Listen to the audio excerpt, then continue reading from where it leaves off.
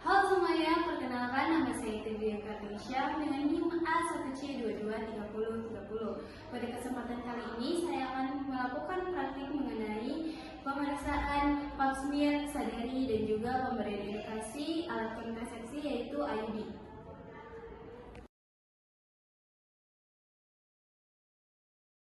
Alat dan bahan yang digunakan saat pemeriksaan sadari yaitu kantong payudara, cermin, bantal untuk posisi berbaring, dan juga baby oil untuk mempermudah pijat di daerah payudara.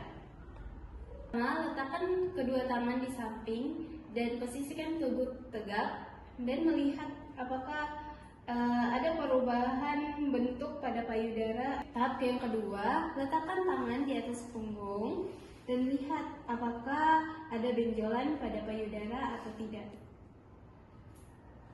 Yang ketiga, letakkan tangan di samping badan dan juga miringkan badan ke kiri dan juga kanan, melihat apakah ada perubahan bentuk pada payudara. Selanjutnya, letakkan tangan pada pinggul dan condongkan dada ke depan, melihat apakah ada benjolan pada payudara. Yang terakhir, kita menggunakan baby oil untuk mempermudah pemijatan pada daerah payudara.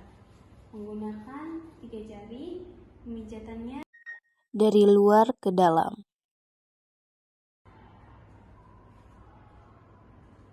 Begitupun sebaliknya. Memeriksa apakah ada benjolan pada payudara atau tidak, dan juga memencet puting, melihat apakah ada cairan yang keluar pada payudara seperti nanah ataupun darah. Selanjutnya, pemeriksaan sadari dengan posisi berbaring. Kita menggunakan baby oil untuk mempermudah pemijatan.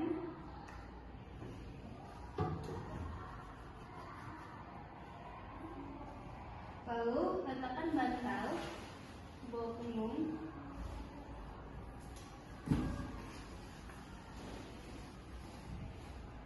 kedua lutut, lalu melakukan pemijatan dengan 3 jari dari posisi luar ke dalam ataupun arah searah dengan arah jarum jam, dan memijat puting, memeriksa apakah ada cairan abnormal yang keluar dari puting. Begitupun juga pada posisi di sebelah kanan.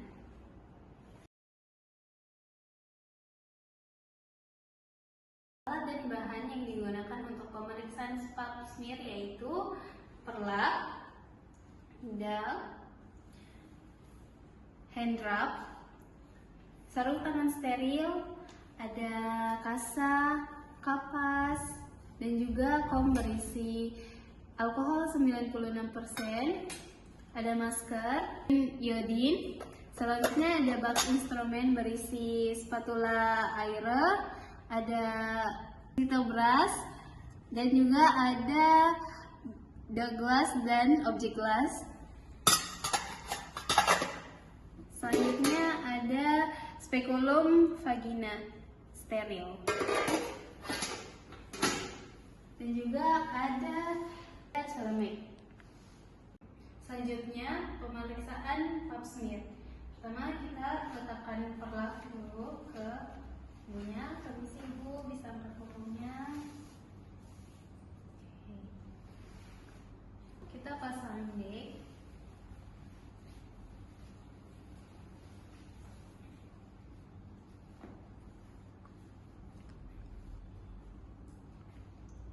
Lalu kita memakai alat pelindung diri. Kita memakai celemek. memakai masker.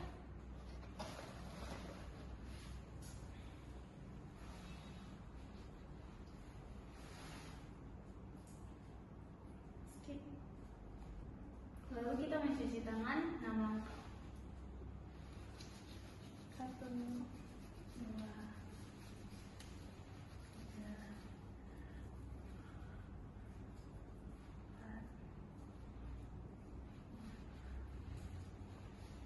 Pertama-tama kita membersihkan vagina ibu dengan povidin iodin dituangkan ke dalam fasa. Kita bersihkan pada labia minora, mayora dari atas ke bawah, sebelahnya lagi, dan terakhir bagian tengah dari atas ke bawah. Oke. Selanjutnya spekulum steril, memegang tangan kanan memegang spekulum, tangan kiri memegang vagina. Permisi ibu. Dengan cara miring, buka, kunci. Spekulum terpasang, kita melihat apakah sudah tampak porsio atau belum. Oke. Pengambilan sampel pertama kita menggunakan spatula air. Dilakukan pada bagian leher rahim bagian luar. Diambil 360 derajat. Jika sudah, kita mengambil kaca objek lalu diusapkan 1 kali, lalu melakukan fiksasi di alkohol 96%. Pengambilan sampel kedua kita menggunakan situ beras, dilakukan pada dalam leher rahim. Diambil, diputar 180 derajat. Lalu kita mengambil kaca objek, diusapkan 1 kali,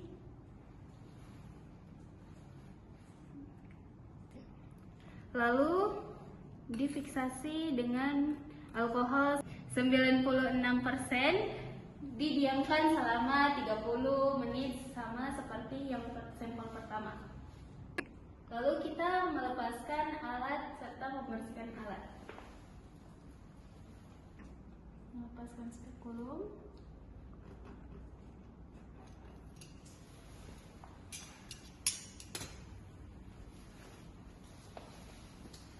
Permisi ibu, mohon pertanyaan. Terima kasih atas kerjasamanya ibu. Melepaskan handscoon dengan terbalik.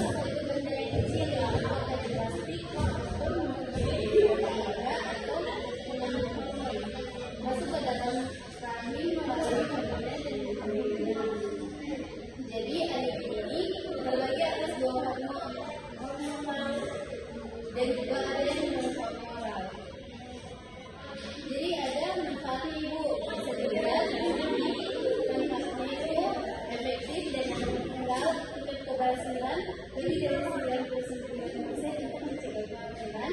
Terus yang kedua, yang hormonal itu tahan lama ibu. Kedua, tahan lama. Kan di sini ada dua jenis. Yang hormonal itu efektif 3-7 tahun. Terus yang natural itu yang terbuat dari tembaga efektif 10-12 tahun. Ada juga praktis, fleksibel, bisa dilakukan seperti saja, dan kalau misalnya di atas itu sebenarnya cepat berkembang. Itu dampak dari itu biasanya terjadi nyerang saat salah pemasangan perubahan penyakit. Kalau bisa keringan atau tidak sama sekali. Kalau air di lembaga, haidnya bisa lebih banyak atau nyeri. Terus yang kedua, resiko infeksi paru dalam paru-paru sama. Itu pun jika ada infeksi sebelumnya. Terus yang ketiga, airnya bisa bergeser atau keluar sendiri, tapi